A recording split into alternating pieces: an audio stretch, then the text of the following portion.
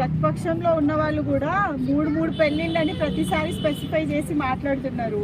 So దాన్ని ఎట్లా చూస్తారు? మూడు పెళ్ళిళ్ళు అంటే ఏలటోనికి 7 మంది పెళ్ళాలు, ఏలటోని లేని దూల మీకెందుకు? మీకంతా మీరు చేసుకోరు, మిమ్మల్ని కూడా అంటుండు. మీ పెళ్ళాలని అయితే చేసుకుంటలేడు కదా, మీకెందుకు అంత బాధ? అంటే పోషించే దమ్ము ఉంటే ఎంతమందినైనా చేసుకోవచ్చు, తప్పేముంది. రాజులు చేసుకోలేదా? అప్పట్లో రాజులు చేసుకోలేదా? ఇప్పుడు తిరుపతిలోనే వెంకటేశ్వర స్వామి ఎంతమందిని చేసుకుని 3 చేసుకుండు. ఆయన ఎందుకు చేసుకున్నారు మరి?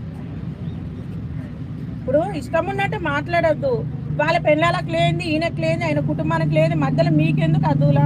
అంటే ఫ్యామిలీనే అట్లా చూసుకొని అంతంత మందిని చేసుకునేటోడు సొసైటీకి ఏం చేస్తాడు అని క్వశ్చన్ చేస్తున్నాడు. ఏం చేస్తాడు అనేటోడు ఒకసారి పోవాలి ఆయన కాడికి, ఏం చేస్తాడు చూపిస్తాడు.